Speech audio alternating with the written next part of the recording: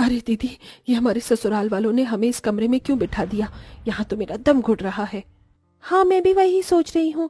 शादी के पहले ही दिन कौन अपने घर की नई दुल्हन बहू को ऐसी अकेले कमरे में बिठाता है? दुबली पतली दिया और मोटी साक्षी, ये दोनों बहनें दुल्हन के अवतार में अपने ससुराल में एक कमरे में बैठे थे। आज ही दोनों बहनों की शादी एक साथ एक ही घर के दो भाइयों से हुई है। दोनों बहनें जिस कमरे में थे उस कमरे के दरवाजे के बाहर से कुंडी लगी हुई थी। तभी अचानक घर की लाइट चली जाती है। अरे, ये कमरे में अंधेरा कैसे हो गया? लगता है घर की लाइट चली गई है। कोई है? अरे दरवाजा खोलिए, हमारा दम घुट रहा है इस कमरे में। तभी साक्षी अंधेरे में दरवाजे के पास आकर दरवाजा खोलने लगती है तो दरवाजा खुलता ही नहीं। आज तो इस दरवाजे को मैं तोड़ ही दूंगी। साक्षी थोड़ा दूर हो जाती है और तेजी से दरवाजे की ओर भाग कर आती है। तभी साक्षी की सास हिमानी बाहर से दरवाजा खोल देती है, जिसके बाद साक्षी अपने भारी वजन के साथ हिमानी के ऊपर गिर जाती है।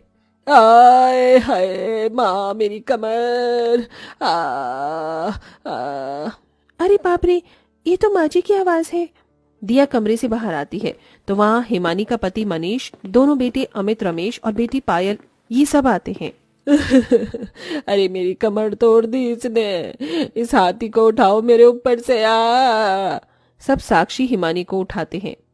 माफ करना माँ जी, आपको कहीं लगी तो नहीं? अरे सत्यानाश हो तेरा, बुरी गत की। अपना 500 किलो का वजन लेकर मेरे ऊपर गिर गई, शरीर की हड्डियों का जर्रा जर्रा टूट गया मेरा, और तू पूछती है लगी तो नहीं? माँ जी, साक्षी को माफ कर दीजिए। वो अचानक लाइट के चले जाने से हम घबरा गए थे, तो साक्षी बस दरवाजा खोलने की कोशिश कर रही थी। तभी पायल हिमानी को लेकर उसके कमरे में चली जाती है। अमित जी, आप सबने हमें कमरे में क्यों बंद कर दिया था? दिया, ये कमरा मेरी दादी माँ का है। दादी माँ की आखिरी ख्वाहिश थी कि जब भी हम दोनों भाइयों की पत्नियां इस घर में आएंगी तो उन बहुओं को सबसे पहले यहाँ उनके इस कमरे में लाकर बिठाना। इसीलिए हमने तुम दोनों को इस कमरे में बिठाया था। दादी माँ की मौत इसी कमरे में हुई थी। ये सुनकर साक्षी दिया के होश उड़ जाते हैं। अरे बाप रे, इन लोगों ने हमें एक आत्मा के कमरे में बिठा दिया था। अमित, रमेश अपने परिवार के साथ मदनपुर गांव में अपने घर में रहते हैं और साक्षी, दिया उसी गांव में रहने वाले एक अमीर परिवार की बेटियां हैं। आज ही अमित, रमेश दोनों भाइयों की शादी दोनों बहनें दिया साक्षी से हुई थी। रात का समय, दिया साक्षी सबके साथ बाहर हॉल में थे। मुझे तो भूख लगी है, अब क्या करूं, क्या खाऊं? बहुओं, अब जाकर तुम दोनों आराम करो, कल तुम दोनों की इस घर में पहली रसोई है। दोनों अपने अपने पतियों के साथ कमरों में चली जाती हैं। आधी रात का समय। नहीं, अब बर्दाश्त नहीं हो रही मुझसे भूख, अब मुझे बाहर जाकर कुछ खाकर ही आना होगा। साक्षी को बचपन से ही ज्यादा खाने की आदत थी। वो हर 2 घंटे बाद खाना खाती थी। तभी वो रसोई में आती है और खाना तलाश करती है, पर रसोई में खाना था ही नहीं। तभी उसे फ्रिज के अंदर एक बर्तन में दूध का बना शरबत दिखाई देता है। खाना तो यहाँ है नहीं, चलो ये शरबत ही पी लेती हूँ। साक्षी शरबत पीने लगती है। उतने में रसोई में हिमानी आ जाती है।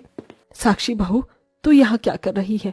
ये क्या, ये शरबत मैंने कल के मेहमानों के लिए बनाया था और तू सारा शरबत पी गई। अरे बाप रे, तुझे रसोई में आने के लिए किसने कहा था साक्षी बहू? बहू अपने ससुराल में पहली बार रसोई में कदम अपनी पहली रसोई का खाना बनाने के लिए ही रखती है, और तूने अभी रसोई में आकर इतना बड़ा अपशगुन कर दिया। माँ जी, वो मुझे भूख लगी थी। तभी हिमानी घर में सबको जगा देती है। सब बाहर आते हैं। साक्षी बहू, अब तूने रसोई में अपना पहला कदम रख ही दिया है, तो अब तुझे अपनी पहली रसोई का खाना अभी इसी समय बनाना होगा। अगर तू खाना बनाए बिना इस रसोई से बाहर निकली तो ये बहुत बड़ा अपशगुन कहलाएगा। माँ, अभी रात के 2 बज रहे हैं। साक्षी इस समय कैसे खाना बना सकती है? साक्षी बहू को खाना अभी ही बनाना होगा। साक्षी बहू, अब तू तब तक रसोई से बाहर नहीं आएगी जब तक तू अपने हाथों से सबके लिए खाना नहीं बना लेती। तभी हिमानी सबको बाहर लेकर चली जाती है और सब अपने अपने कमरे में चले जाते हैं। मुझे तो खाना बनाना आता ही नहीं है, अब क्या करूं? इतनी रात को तो कोई होटल भी नहीं खुला होगा। साक्षी को खाना बनाना नहीं आता। बचपन से उसने केवल खाना खाना ही सीखा है, खाना बनाना नहीं। साक्षी काफी आलसी थी। उसे काम करना बिल्कुल पसंद नहीं था, क्योंकि उसके मोटे शरीर से उससे कोई काम होता ही नहीं था। इधर दिया अपने कमरे में परेशान बैठी थी। पता नहीं साक्षी रसोई में क्या कर रही होगी। उसे तो खाना बनाना आता ही नहीं और न ही उससे कोई काम हो पाता है। अब क्या करूं? कैसे साक्षी की सहायता करूं? थोड़े समय बाद जब अमित सो जाता है तो दिया चुपके से साक्षी के पास रसोई में आती है। ये ले, यहाँ मैं इसके लिए इतना परेशान हो रही हूँ और ये मजे से यहाँ सो रही है। साक्षी, अरे उठना साक्षी। सोने दो ना माँ मुझे। क्या करूं मैं इस लड़की का। साक्षी उठना, साक्षी। दिया साक्षी के मुंह पर पानी डालकर उसे जगा देती है। क्या है दीदी, अच्छा भला सो रही थी मैं, क्यों जगाया मुझे। अरे आलस की माँ, ये अपना घर नहीं ससुराल है। तुझे माँ जी ने खाना बनाने के लिए बोला था और तू यहाँ रसोई में मजे से सो रही है। अरे बाप रे, ये तो मुझे याद ही नहीं रहा। दीदी क्या करूं, मुझे तो खाना बनाना आता ही नहीं है। सुन साक्षी, तू चिंता मत कर, मैं फटाफट खाना बना देती हूँ, तू बस नजर रखना। जैसे ही कोई बाहर से आए तुरंत मुझे बता देना। दुबली पतली दिया अपनी मोटी आलसी बहन साक्षी की सहायता करने के लिए फटाफट अपने हाथों से खाना बनाने लगती है। दिया को खाना बनाना बहुत अच्छे से आता था और साक्षी को खाना बनाना बिल्कुल नहीं आता था। साक्षी देख, तेल और नमक किस डिब्बे में है, जल्दी दे। तभी साक्षी दिया को नमक तेल ढूंढ कर देती है। आधे घंटे बाद दिया गाजर का हलवा, पनीर की सब्जी, ये 2 पकवान बना देती है। साक्षी, ये पनीर की सब्जी और गाजर का हलवा वो सामने टेबल पर ठंडा होने रखते, मैं तब तक पालक की सब्जी और बाकी पकवान बना लेती हूँ। साक्षी पनीर की सब्जी और गाजर का हलवा सामने टेबल पर रखती है। अरे वाह, खाने से तो बड़ी अच्छी महक आ रही है, थोड़ा खाकर देखूं क्या। दीदी तो काम में लगी है। अब साक्षी के सामने खाना हो और वो न खाए, ये भला कैसे हो सकता है। तभी साक्षी थोड़ा गाजर का हलवा और पनीर की सब्जी वहीं खड़े खड़े खा लेती है। इतने में तो मन ही नहीं भरा, थोड़ा और खा लेती हूँ, दीदी का ध्यान तो खाना बनाने में है। फिर क्या था, साक्षी थोड़ा थोड़ा करके सारी पनीर की सब्जी और सारा गाजर का हलवा वहीं खड़े खड़े खा जाती है। थोड़े समय बाद साक्षी, ये पराठे और पालक की सब्जी भी टेबल पर रख दे।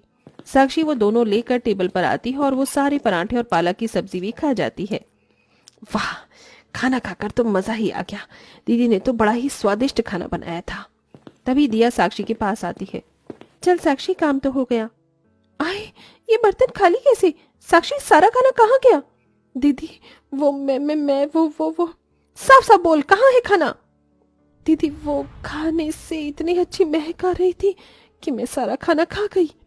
क्या, अरे सत्यानाश हो तेरा मोटी भैंस, मैंने इतनी मेहनत से इतने सारे पकवान बनाए थे और तूने वो सारे पकवान खा लिए। दीदी माफ कर दीजिए ना, आप फिर से बना लीजिए खाना। फिर से, समय देख, सवेरे के 6 बजने को आए हैं। अगर माँ जी ने मुझे यहाँ देख लिया ना तो वो मुझे इस घर से ही निकाल देंगी। मैं यहाँ तेरी सहायता करने आई थी और तू सारा खाना खा गई। अब देख तू ही तेरा, मैं तो जा रही हूँ सोने। दिया बाहर जाने लगती है, तभी साक्षी उसे रोक लेती है। दीदी ऐसा मत कीजिए, अगर माँ जी को खाना नहीं दिखा तो वो मुझे बहुत खरी खोटी सुनाएंगे। आप तो अपने हिस्से का खाना बना सकते हो, पर मुझे तो खाना बनाना आता ही नहीं। प्लीज दीदी मेरी हेल्प कीजिए ना।